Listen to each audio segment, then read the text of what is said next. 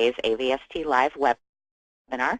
In this session, we're going to be talking about why upgrade to CXC 8.7. We just launched SU1, Software Update 1 for 8.7, and so Matt's going to walk us through the newest features as well as what was released with 8.7 earlier, actually late last year. So just want to let you know you are welcome to type your questions in at any time. And we will also make the slides available to you in the handouts area as well as in a follow-up email. And of course, we're recording, so we'll make that available to you as well after the webinar concludes. So Matt, go ahead. All right, thanks, Ann.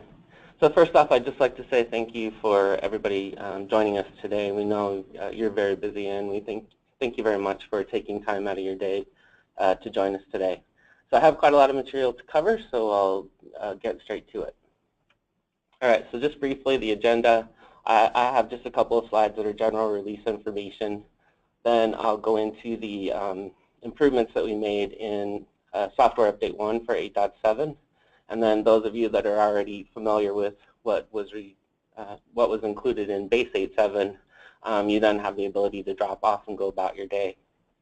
After that, I'll go into all the various improvements that we made in base 8.7. A lot of those improvements are targeted towards the availability feature, and I understand that a lot of people may not be very familiar with the availability feature. So I've added basically a little crash course that covers what availability is and what it's useful for. Then I'll talk about things that were discontinued as part of 8.7 that you should be aware of. And then finally, hopefully we'll have a little bit of time for question and answers at the end. If we don't have much time at the end, please don't let it stop you from sending in your questions. We'll be sure to follow up with you after the webinar today to get you answers to those. Okay, so this first slide is just basically shows you that we've been very busy people here at AVST over the past couple of years. We've essentially had 8 releases. That's basically 1 a quarter. We've had 2 feature releases as well as 6 updates to the various versions of CXC, and this just kind of illustrates what the key improvements were in each of those.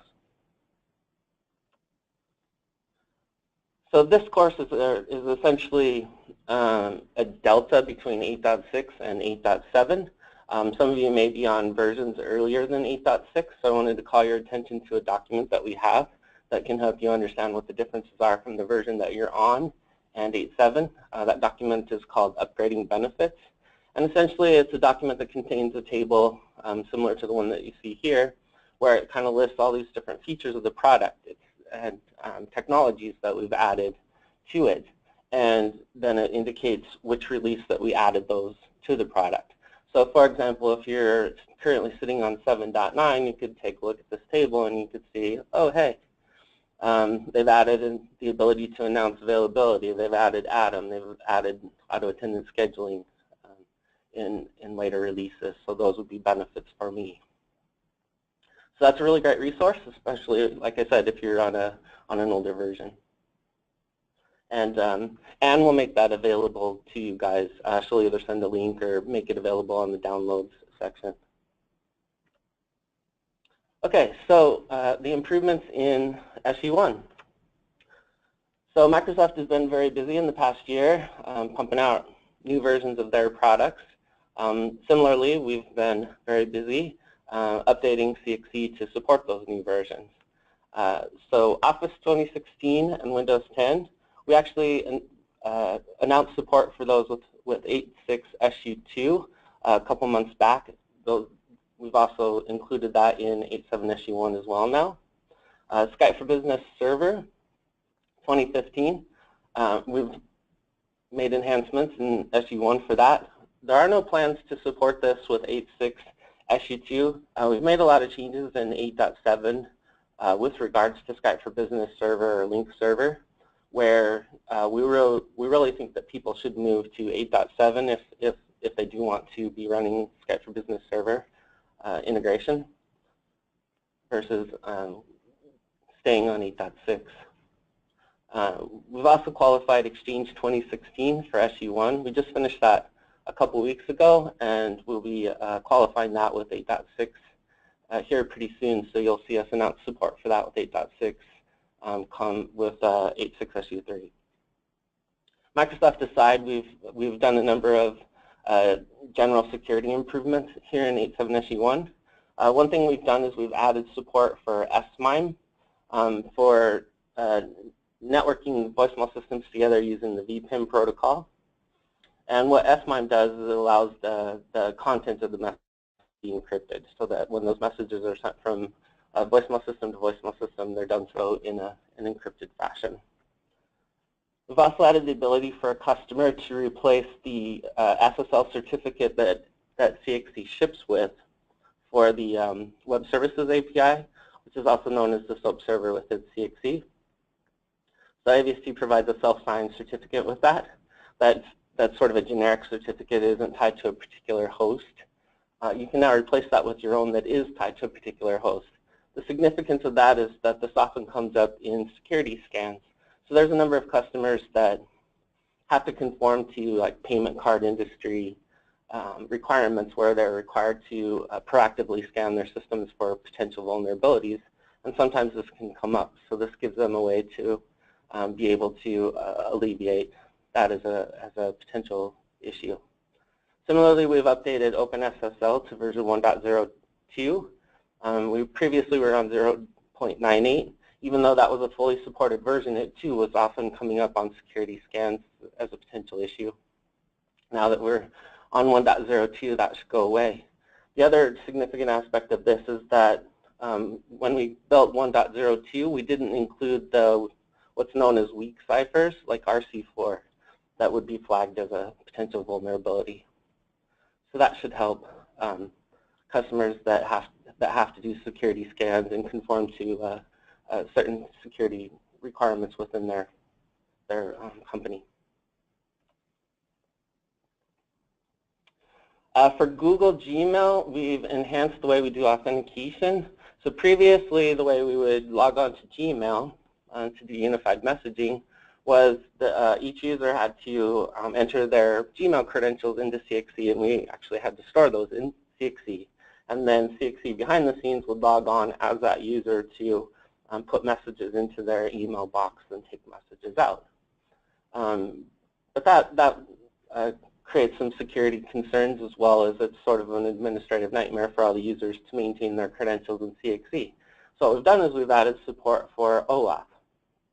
And for anybody that's not familiar with OAuth, it's just basically a way that instead of storing credentials in CXC, users can now just simply authorize CXC to access their account. And then later on, they can go into Gmail and deauthorize CXC from accessing their account. And you've probably seen this at different places out on the internet. Facebook has this, where you'll get a warning that says, do you allow this application to access your Facebook contacts and things like that. So that's basically what OAuth is it's that level of authentication support. So the advantages of using OAuth is when we were storing user credentials, it meant we couldn't work in Gmail environments where two-factor authentication was being used or single sign-on was being used. Whereas now the new OAuth method works with both of those. So when you upgrade to 8.7, we won't change how this works, so we will continue to support user credentials. So when you upgrade, there will be no change to how this works, and then you can build a new email profile that uses OAuth instead, and then move your users over to using OAuth instead of credentials at your own pace. We will likely discontinue support for user credentials in 2 or 3 releases down the road, so I'd encourage you to do that sooner rather than later. You definitely won't regret it. We've also qualified a couple of telephony systems, Cisco UCM 11 and Avaya Communication Manager Session Manager 7. Both of those have been fully qualified now. There were no code changes for this, so that qualification also applies to 8.6. So people who are on 8.6 or 8.7 are welcome to upgrade to those releases now. And so lastly, for 8.7 SE1, we've made a few improvements to TeamQ. You'll see some other improvements to TeamQ later on in the presentation that were done in base 8.7, so these are the ones that are specific to SE1. So the first thing we did is we added a setting for maximum calls in queue. And this is configurable per call queue. So basically what this does is it helps you prevent tying up all your ports on the system with calls in queue.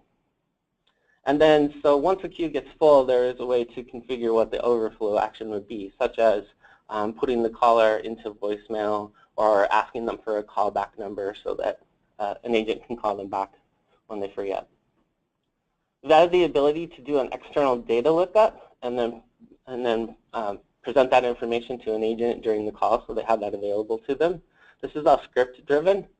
And in the script you can basically do pretty much anything you want. You can access databases, CRM systems, pretty much anything is possible with scripting. And a lot of IT people today are quite familiar with doing scripting. Microsoft kind of makes people use PowerShell when they do administration of Active Directory and Exchange and so forth. So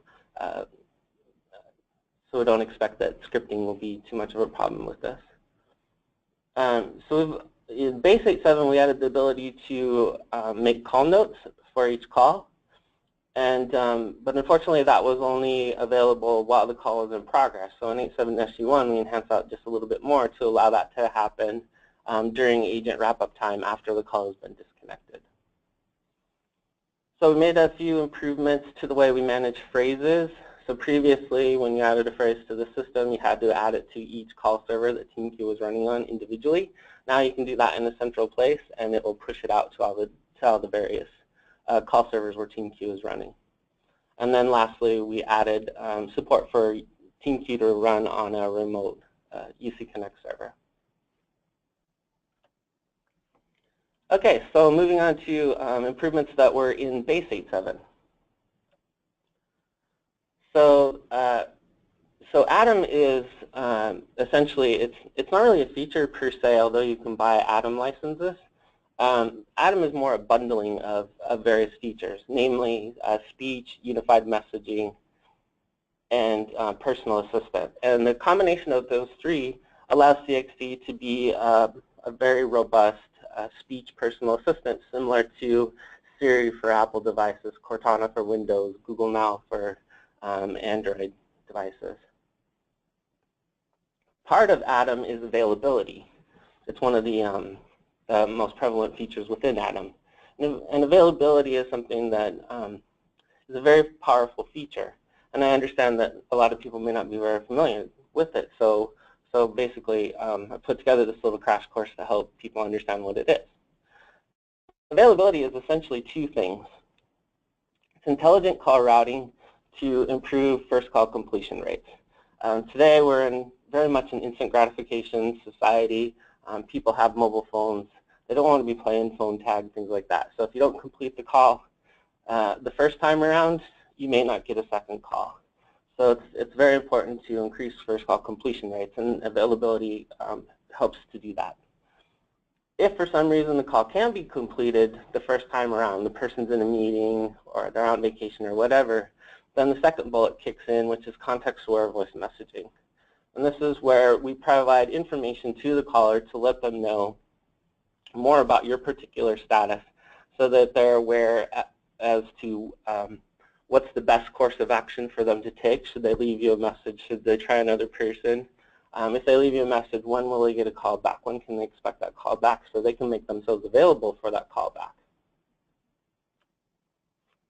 Okay, so from a first call completion perspective, let's just kind of take a look at how this works. So a call comes into CXC. This can be either through an auto attendant or it can be called to the person's DAD that then diverts into CXC. When this call comes in, the availability engine will then process this call and try to determine the called party's current availability, their current present status, if you will. And so basically it has all this intelligence built into it to take pieces of information from different sources and figure out, okay, what is your current availability to take this call. And that engine then outputs an availability state or status, such as at my desk, mobile, on vacation, etc. And then within that availability state or status, users can define how they want to be called. So for example, at my desk, by default, it would call their desk phone first, and then the caller would have the ability to locate them at their mobile phone if they didn't answer at their desk. If their status is mobile, it would bypass the desk phone completely, just go straight to the mobile phone. And then you may have some, like vacation, where it doesn't call at all. It just goes straight into message taking. So the key here is that the engine is pulling all this information from different sources to determine, what the best status is for that moment in time. So let's take a closer look as to how it does that. So essentially, it's pulling from a variety of sources. The first source is essentially it's a weekly schedule that's part of CXC. Users can set this up, but basically it's just 24 hours a day, 7 days for a week, what their normal availability is during that time. So for example, out of the box, it will be from 8 a.m. to 12 noon, the user would be set to at their desk. From noon to 1, they'd be at lunch. From 1 to 5, at their desk. And then all other times, they would have no availability at all. So that's the default. Users can customize this to meet their own personal schedules, and then they can also add in their work hours, and I'll explain how work hours comes into effect here in just a minute. So basically, this is sort of the starting point. This is what their normal schedule is, not including exceptions like meetings, being sick, things like that. The next piece of information it can look at, and this is where the license of Atom comes into play, is we can pull information from the user's calendar. So we can look at what meetings and appointments they have on their calendar and take those into consideration as we try to determine what their availability is. We can also look at their IM presence. Currently this works just with Link and Skype for Business. So for example, we can look to see if their link status says they're available, or they're away from their desk, or they're set to do not disturb like I am currently, and take that into consideration as we determine what that person's availability is. We can also look at their physical location. So we have a mobile client for CXC that can be installed on iPhone and Android devices, and that mobile client can essentially send location information back to CXC to let it know where you are currently. Now, it doesn't get really granular. It's not tracking every movement you make and keeping a history of it or anything like that. So basically, CXC comes with 2 predefined locations, and you can add more if you like. But it comes with office, home, and then the third that's not really a location is other, which means you're in some location other than those 2, which basically means CXC doesn't know where you are exactly. It just knows you're not in your office and you're not at home. So users would then go ahead and define what those locations are for them. So they would program in either their address for their house and for the office, or for Android devices can also use Wi-Fi. So it can detect based on Wi-Fi where they're located. So they could enter the Wi-Fi ID for their home into and make that the definition of their home location. And then basically all CXC will do is when the user enters that location, it will notify CXC that, hey, they're now at that location. And when they exit, it will notify CXC that they've now exited that location. So that's the only thing it does, is send an entry and an exit back. It doesn't keep track of anything in between. Okay, so then based on physical location, we can actually help to determine what your availability is. And then the last item in the upper right is busy status. This is essentially that some PBXs, if you dial the person directly and it diverts to CXC, some PBXs can tell us why it diverted to CXC. Did it divert on no answer, or did it divert on busy? And if it diverts on busy, then we can take that into consideration as well. Okay, so now let me give you an example as to how this all fits together. So let's take, I'll use myself for example. So let's say today I'm from home, okay? So the CXC would first look at my weekly schedule and it would say, oh, well, it says that I should be working at my desk. My availability is at my desk. But let me check to see if that's really the case. So it would check my work hours, and it would say, okay, yeah, it's within his work hours. So that doesn't contradict being at his desk. It'll look at my IAM presence, and when I work from home, I can have Link up and running, and so my IAM presence can be available. So that doesn't contradict. I can take a look at my calendar, and if my calendar would be free, then that doesn't contradict either. But when it gets to physical location, it would see, oh wait, my physical location is actually at home. So then that gives CXC the ability to determine, I must be working at home today, and then it would trigger my availability status to be working from home. And then from within working from home state, I have it configured to ring my home phone first, because my mobile phone doesn't always work at my house. I kind of live in the country. And then to try my mobile phone second. Okay, so that, and this all happens automatically. I don't have to do anything. So if I wanted to work from home tomorrow, all I would do is work from home tomorrow. I don't have to go into CXC and touch a thing. It will just automatically know I'm working from home that day and send all my calls to my house. And then if I'm back in the office the following day, there's nothing I have to do. It'll just start sending calls to my desk the next day automatically. Nothing I have to do. So let me give another example of this is, let's say if I'm on vacation tomorrow. So basically a lot of the stuff would still be the same. My IAM presence is probably either offline or away from my desk. So that would be a little different than what my weekly schedule would show as at my desk. But when it came to my calendar, it would look at my calendar, and I would have added on my calendar that says I'm on vacation. And in that calendar appointment, I would set my Exchange status to be out of office, and I have the ability now to specifically state what availability I want to have during that calendar appointment. And I would set that to on vacation. So when it hit that, it would say, oh, he wants his status to be on vacation. And it would automatically change my availability status to on vacation and answer my calls with my vacation greeting. Okay, so the primary purpose of this is to boost first call completion rates, but sometimes we can't actually complete the call because, like as I said, people can be in meetings, on vacation, etc.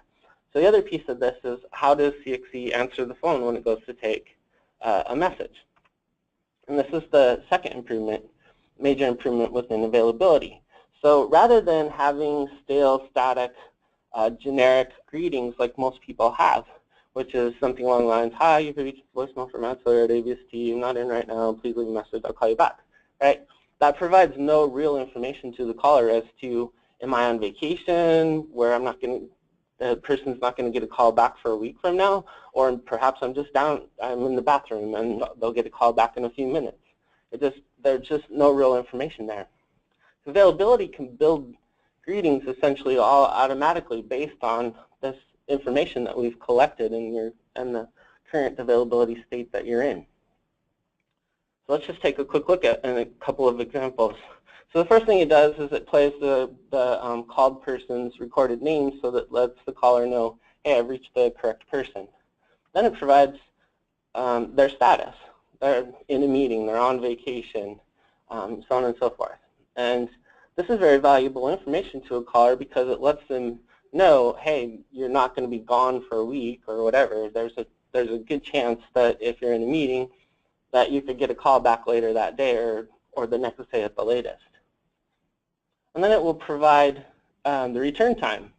So again, this is additional information that's very valuable to a caller because it lets them know, hey, so if he's going to be back at 3 p.m., then I can reasonably expect a call back not too long after that. So I will make myself available for that call back. So while in this case we're not able to complete the call on the first time, there's a good chance we'll be able to complete it on the call back instead of ending up in a phone tag type of situation. Now because the user now has all this information, they're able to make the right choice when the system presents them with a number of options. Right? So they have the option to locate, leave a message, try another person or operator. In this case, they know they're probably going to get a call back in a few minutes, so they'll go ahead and leave a message. So let's take a look at another example, which would be that Robert Johnson is on vacation and he won't be back until next week. So in this particular case, this is more of an extended absence, and oftentimes we have people who cover for us when we have an extended absence. And we need to provide that information to the caller who's covering for us. Now, in traditional voicemail systems, you would put that into your greeting. And then, so as the person goes to leave a message, I hear your greeting, you know, contact Kristen Smith while I'm away. And then it beeps to begin recording, and then the caller doesn't know how to get out of recording. So what do they end up doing? They end up hanging up and calling back and asking for, going to an operator or whatever, and asking for Kristen Smith. So it takes 2 calls to complete this. So with availability, we have the ability to take the user's greeting and play it up front, and so that you can convey this type of information that's important to being able to get the person the service they need on the first attempt. So here we're able to provide the information that, hey, if this is urgent, please contact Kristen Smith. So then when the caller is presented with options, they can pick the appropriate option and complete the call on the first attempt. So they would say, try another person, and then it would prompt them who to try, and they would say Kristen Smith and be able to speak with her. Okay, so that's kind of availability in a nutshell. So now we'll talk about what exactly did we improve with regards to availability in 8.7. So the first thing we did is we added the ability to have availability greetings. And so prior to this, CXC had three greetings. It had a standard, busy, and out of office. And you could use those 3 within availability or outside of availability. But a lot of times people don't want to re-record their out-of-office greeting over and over and over again. They wanted to be able to create multiple out-of-office greetings and then switch between them. And they can now do this using availability. So switching between greetings is just a matter of switching between availability states. And switching between availability states can be greatly automated with CXC. So it makes things very simple. So we can now have as many greetings as you like. It's unlimited. Unfortunately, those greetings do have to be created by an administrator before users can use them. And the reason for that is because in a speech recognition system, the admin needs to set that up properly in order to be able to recognize those greetings correctly. However, users do have the ability to view, play, record, and delete their greetings from within Web Phone Manager, the mobile client, the VUI, and the TUI. So they're able to manage those quite easily. Users can also then map a specific greeting to a specific availability state. So they can make it work the way that they believe it should work rather than the way an admin thought it should work, right? Because oftentimes people have different ideas as to what makes most sense. And then finally, sometimes there are exceptions that happen. So for example, when I'm on vacation, I normally direct people to Tom Menifee, who covers for me. But if Tom happens to be out at that same week, then it doesn't make sense for me to direct people to them. So when I change my availability to on vacation, I don't want to point them to Tom in that situation. So what I can do is I can do a manual override and put it to on vacation, but then when I'm doing the manual override, I can then choose an alternate greeting that points them to somebody else. So it's kind of an override to an override of sorts. And what that does is it avoids having to have an on vacation and point them to Tom availability state, and an on vacation and point them to somebody else availability state. So you can just have a single on vacation one, and then you can redirect the greeting as need be. Okay, we've also made it so you can have more flexible work hours. So now you're able to have different work hours on different days of the week. And we've also made it so that those work hours can span across midnight or have gaps. So for example, if you sort of a 24/7 operation and you have shifts that go from 8 p.m. to 4 a.m., we can now support that.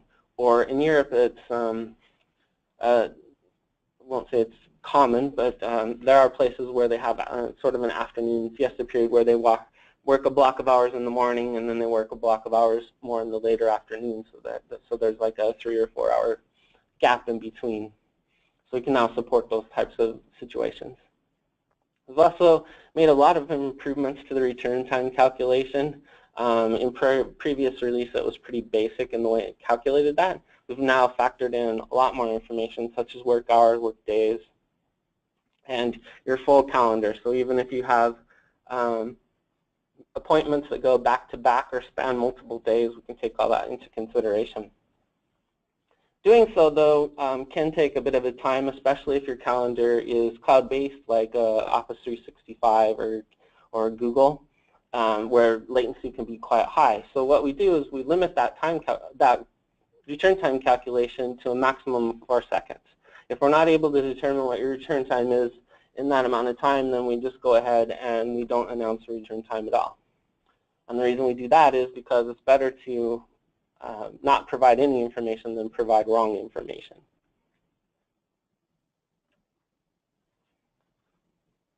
Okay, so additionally, we've enhanced the Outlook add-in that's part of the for Exchange client to allow people to be able to choose a specific availability state when they create a meeting or appointment. And it's not just when they create one, it's when they receive one. So any meeting, any appointment on your calendar, you can now go in and you can say, hey, when this meeting is active, this is what I want my availability state to be. Absent that, Exchange only had 4 statuses. It had free, busy, tentative, and out of office. And so you weren't able to get granular on out of office conditions. So there was a generic out of office availability state that would get triggered automatically. Now you can go in and specifically say, hey, I'm on vacation, or I'm sick, or whatever your particular out of office status is. So that's a nice improvement. And then we've also added the ability to do an auto-locate. So auto-locate is sort of, it's just a kind of, it can be one of 2 things. It can kind of be an extension to the PBX to run through a number of devices automatically. So we can trigger that at the very start of when CXE takes control of the call. So typically this is used in conjunction with a diverted call. So this rings their DID, and then it diverts to CXE, then it auto-locates to their mobile. This is the most common use case for this. Or alternatively, we can trigger the locate automatically at the point where the caller has is presented with options when it says, please say locate, leave a message.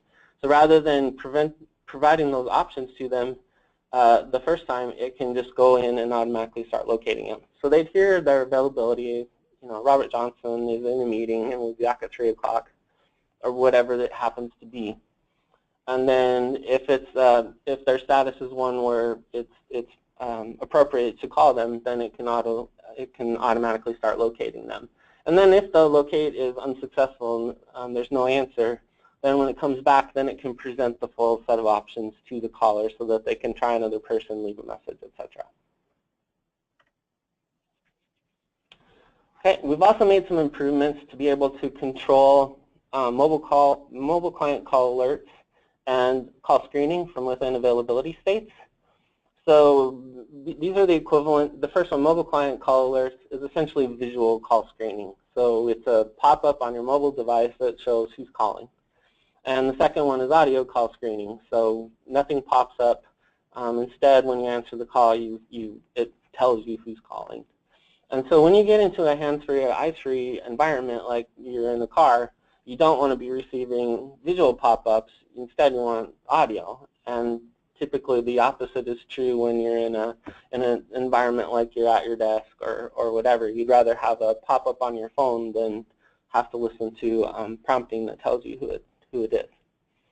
So this allows you to toggle those between back and forth, where you can turn off one, turn on the other, and then depending on the environment that you're in. Okay, so that kind of covers all the availability improvements that we made. It's quite a lot.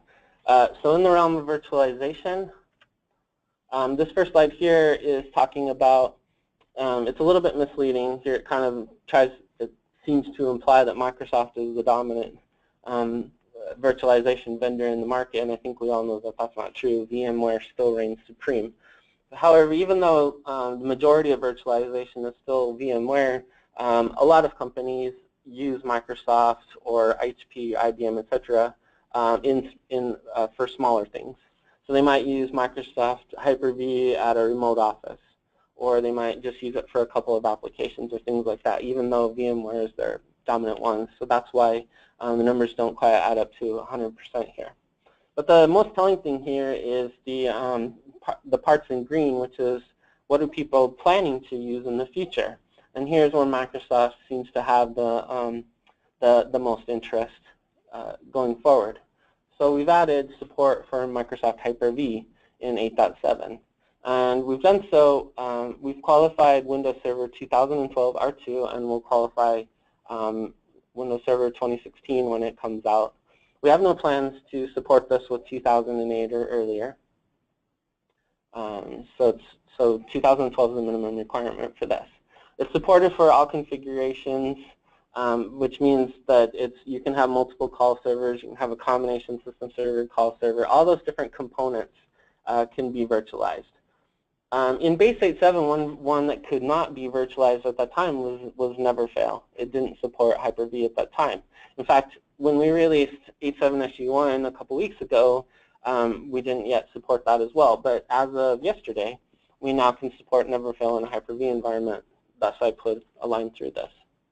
So, so you won't see this in the documentation as part of 8.7 or 8.7 SU1, but we have updated the documents on Partner Express, the SRN, and the installation guide. So those of you that have access to Partner Express can go in and download those. Those of you that do not can obtain those through your reseller or through technical support.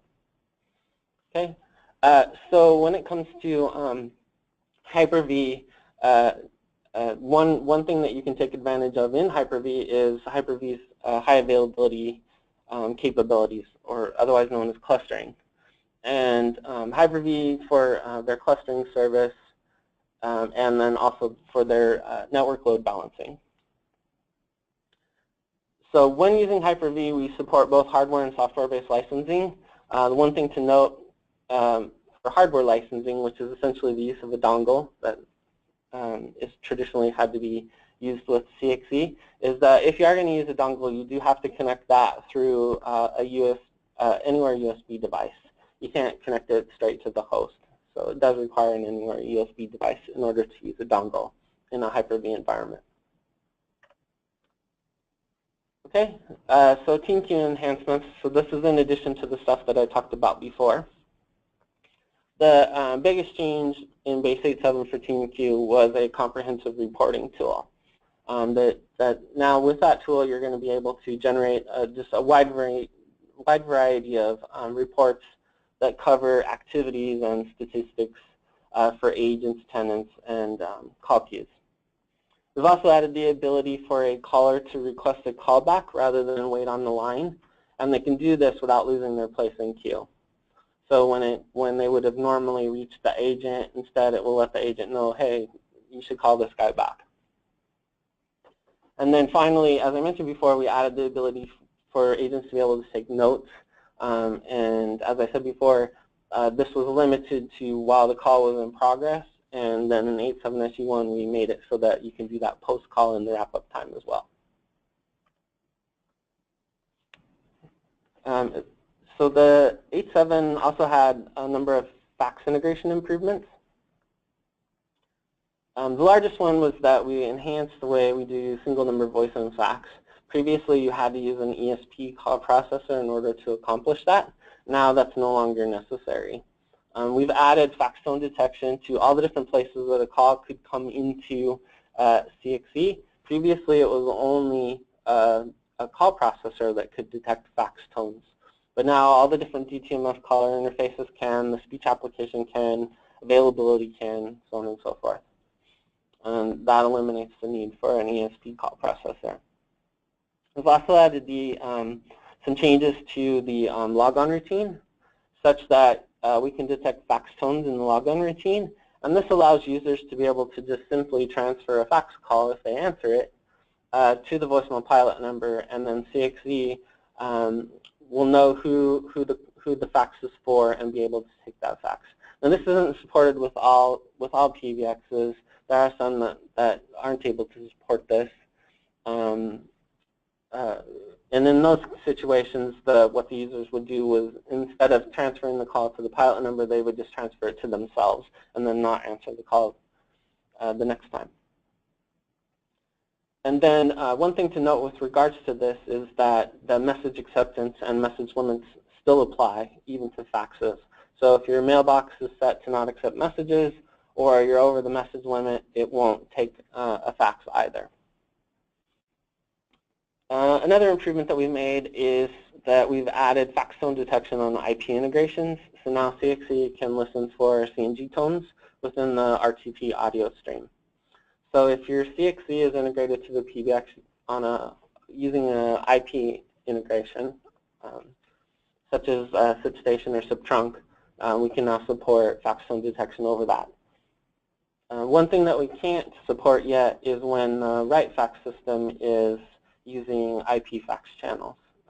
That's not yet supported. Other improvements in 8.7 is we added the integration for GENBAND EXPERiUS. This is one of the world's most widely deployed cloud solutions.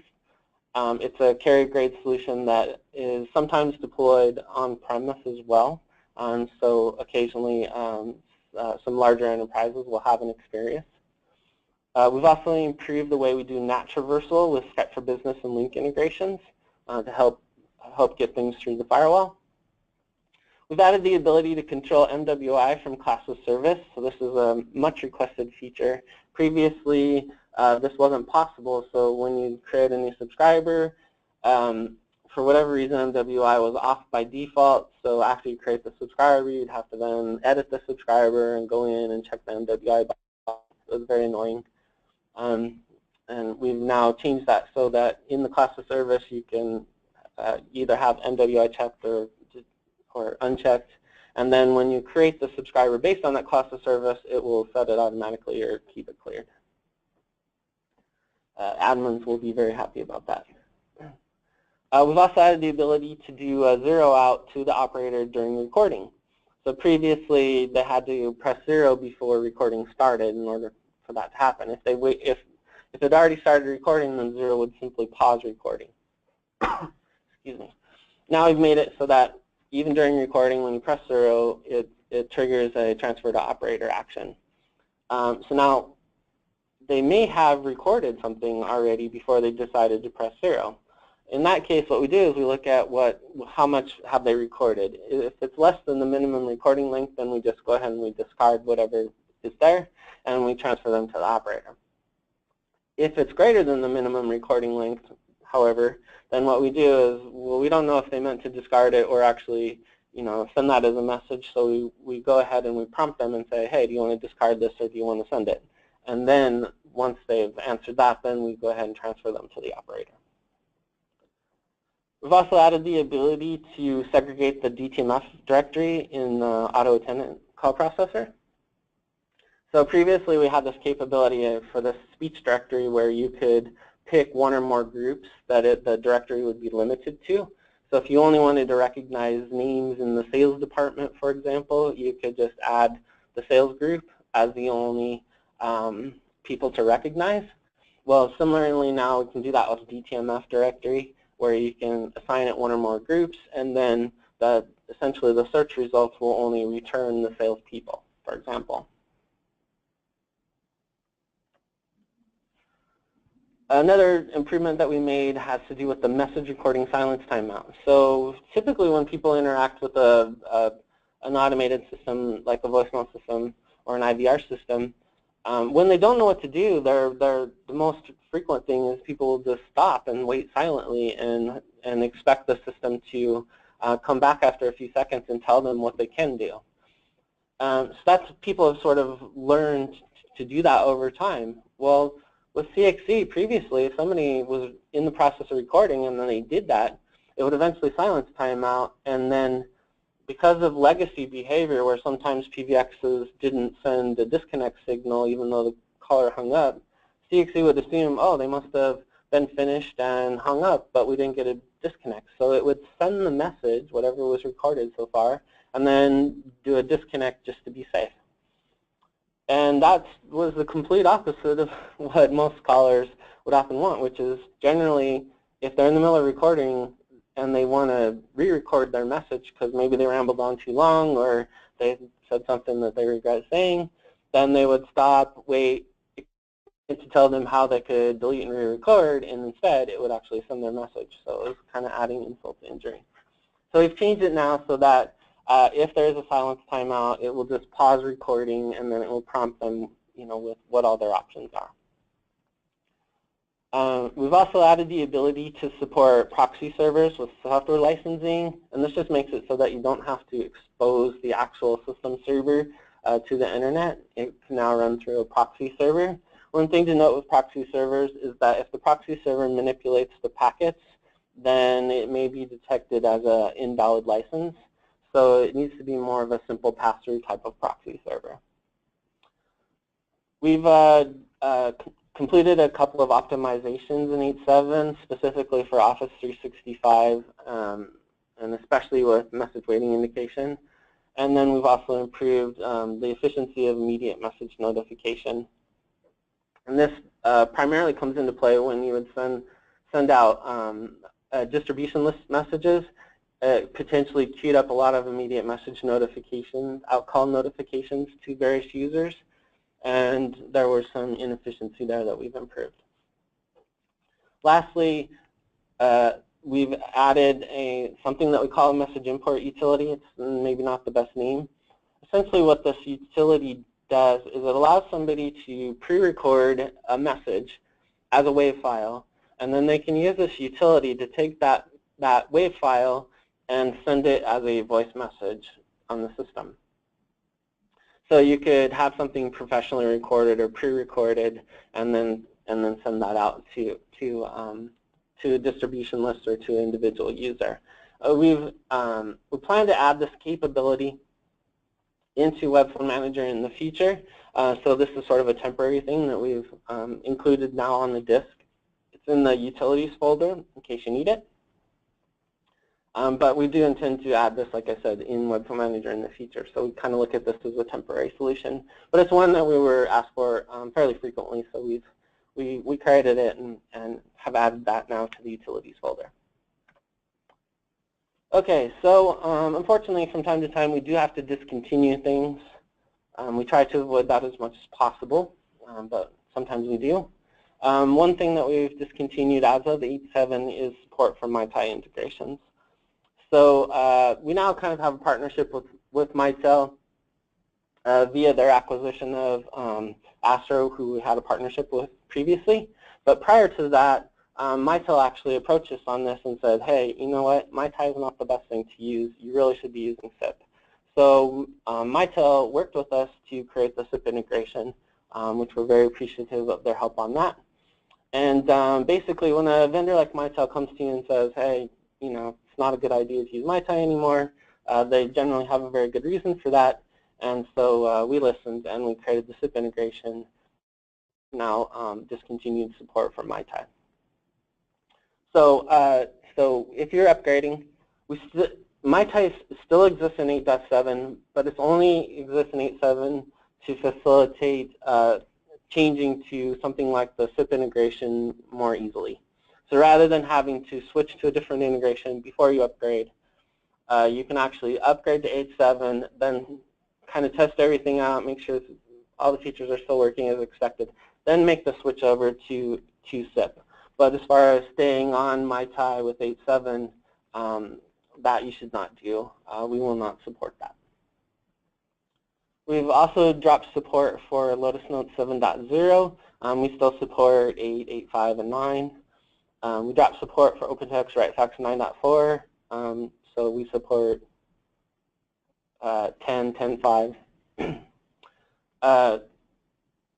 All CX web applications now require PHP 5.6 as the minimum. This pretty much affects all anybody upgrading from a previous release. Most likely was on a prior version of PHP. So this is something to be very aware of, is that when you upgrade to 8.7, most likely you will have to upgrade to PHP 5.6 at the same time. And then lastly, Google, back in 2012, announced they were shutting down their C2DM push notification support. And this is for pushing messages out to Android devices. They shut that down and they switched to something called GCM, Google Cloud Messaging. And so we support Google Cloud Messaging. So basically, Google has shut down their C2DM servers. They did that this past July, and in favor of GCM. And so what we've done in 8.7 is we've removed the UI for the C2DM configuration, since that's no longer possible to use that. All right, so with that, we've reached the end. Looks like we have just a couple of minutes. Yeah, we do. We do have some questions coming in. Just as a quick reminder, the slides are available in the handouts area if you want a copy of those. If you haven't minimized, use the orange arrow in the upper corner and you'll see that, and you'll also see the question box there. Want to encourage you to put in your questions. As Matt mentioned, we may not have time for all of them, but be assured we will follow up with you offline if we don't get to all of them. And actually, as an example, there's several in here that are fairly technical to a specific customer environment, so those ones are handled offline anyway. So Matt, the first question is, do you need a license for availability? Yes, you do need a license for availability. Availability is a feature of Personal Assistant. So for each subscriber that is going to use availability, they need a Personal Assistant license. To get full capabilities that I was describing, such that we can look at their calendar information as well, you do need a unified messaging license as well for that user. And that unified messaging license allows us to connect into the email environment, into Google, Gmail, Calendar, or Exchange environments as well. Okay. Next question. So can CXC now accept faxes using a single number?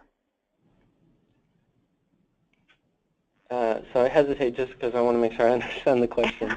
So that, I believe the answer is yes. So so basically now you can use your DID number. You can give out your DID number as both your voice number and your fax number. So you only need to have one. And then when the call comes in, especially if all your calls go through CXC like we do here at AVST, CXC will first determine, okay, is this a voice call or a fax call? If it's a fax call, it'll take it and be done with it. If it's a voice call, then it'll deliver the call to you. However, if it's a DID and it goes straight to you, then you may answer the fax call, hear fax tones. That's where you can transfer it to the pilot number now and of CXC, and then CXC will take the fax. Or you can transfer to your own extension and then not answer the call the second time.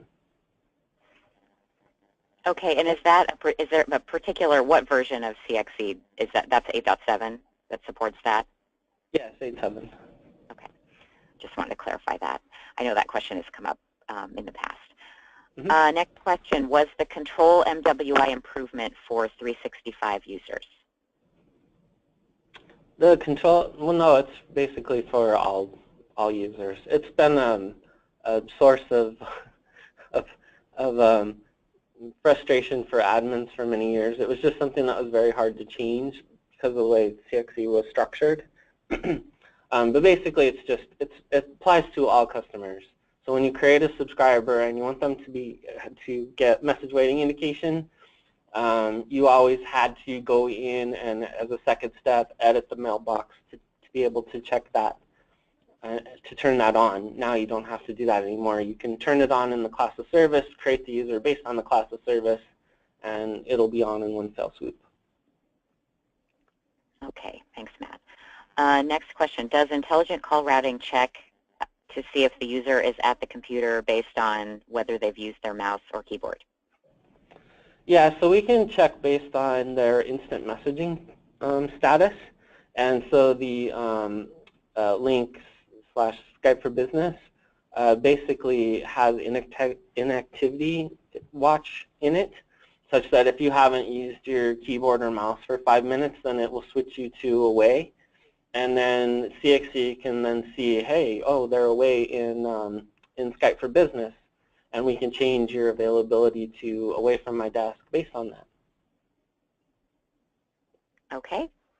Follow-on question on the single voice fax number. Do you need a UM license, or can this be done without that? So don't need a UM license to support fax in general, only if you want to store faxes. If you want CXC to deposit the fax in your email box, then you would need a UM license for that. But just basic fax support, you need to have WriteFax integration. There is an integration cost for the WriteFax integration, but there isn't a per user, except as, like I talked about, if you want unified messaging to store that fax in the user's email box. Okay, and another question on this topic. Are faxes viewed using Web Phone Manager? You can view faxes from Web Phone Manager, yes. You can get faxes a number of different ways. If you access a fax over the TUI, you can then forward it to a fax machine to have it printed out and view it that way. So if you're out on the road and, like, for example, you're at a hotel and you get a fax, you can send it to the hotel's fax machine to get it printed out. You can obviously use Web Phone Manager, as we talked about, to view that as well. The mobile client can support viewing the fax as well. Okay, great. Question about the AVST mobile app. It says, I've upgraded to iOS 9.3.1 and it's not working, but they're not on 8.7. So is there a support? I don't know if that's just a mobile app refresh. They need to be on 8.7 to use the most current iOS version of that. Yeah, that should be working. I'm on 9.3.1 myself, and mine works just fine. So we did publish a new version of the mobile app about a week ago in conjunction with 8.7-SE1. So I would just say make sure that you've applied, you've upgraded the AVST mobile client to the latest version. If you're still having trouble after that, then please open a support case so we can take a look at that. Okay, thanks, Matt. Okay, next question. With the addition of new reporting tool for TeamQ, does this mean there are also reporting improvements for CXE, or is this just TeamQ? This is just TeamQ, but it's kind of a precursor to reporting improvements that we will make in CXE in the not too distant future. So we'll have similar types of reports in CXE, activity and statistical type things. Okay, thanks, Matt. All right, I'm just scrolling through the question. As I mentioned, there's several in here that are pretty technical that I think we'll take offline. So we're going to go ahead and wrap it up at this point. If you have other questions that you think of after this, you can always contact your AVST representative. And of course, if you're not sure who that is, or it's just easier, you can also email us at info@avst.com, and we will route that to the most appropriate person. Again, look for the email follow-up today, which will have the benefits of upgrading document that Matt mentioned, as well as a copy of these slides and the recording once it's available. And so we just want to thank everyone for taking the time to join us. Hopefully you found the session beneficial, and we'll look forward to seeing you again on a future webinar. And thanks, Matt, for presenting. Thank you. All right, have a great day, everyone. To learn more about AVST, please visit www.avst.com.